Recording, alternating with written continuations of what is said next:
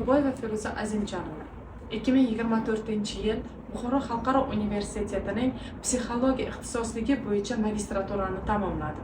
Bugungi kunda Navoiy Innovatsiyalar universiteti ijtimoiy gumanitar fanlar kafedrasida psixologiya o'qituvchisi bilan birgalikda Buxoro xalqaro universitetida dissertatsiya tadqiqot ishlarimni olib bormoqdaman. Bundan tashqari, Vestnik jurnalida Buxoro ilmiy axborotnomasida o'z maqolalarimni chop etib kelmoqdaman. Buxoro xalqaro universiteti ilmiy ish bilan shug'ullanmoqchi bo'lgan yoshlarimiz uchun keng imkoniyatlar makoni hisoblanadi. Assalomu alaykum. Men Sadatova Nodira Musurmonovna Qashqadaryo viloyatidan keldim.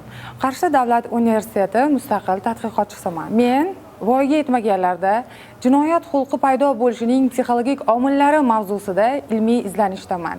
Shu bois Buxoro xalqaro universitetiga Oliy attestatsiya komissiyasidan mutaxassislik fanlaridan imtihon topshirishga keldim.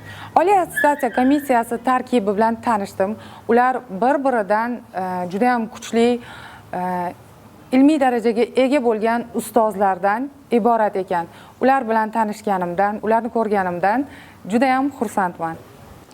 Я Садыкова Элеонора, являюсь соискателем Бухарского государственного университета.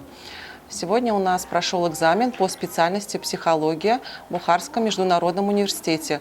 Условия очень хорошие, это является мотивацией для дальнейшей нашей работы. Assalomu alaykum.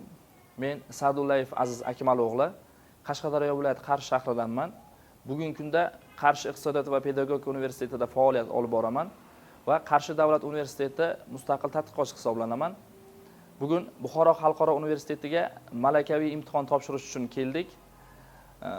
Dissertatsiya mavzuyim o'smir kurashchilarda musobaqa oldi xavotirlanish hissining yengishning psixologik xususiyatlari hisoblanadi va bu sport sohasi bo'yicha bugun o'zim faoliyat yuritaman.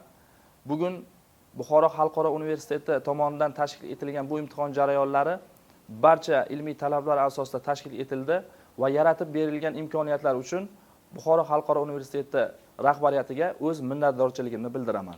Men Buxoro xalqaro universitetining ilmiy tadqiqotchisi bo'lganimdan faxrlanaman.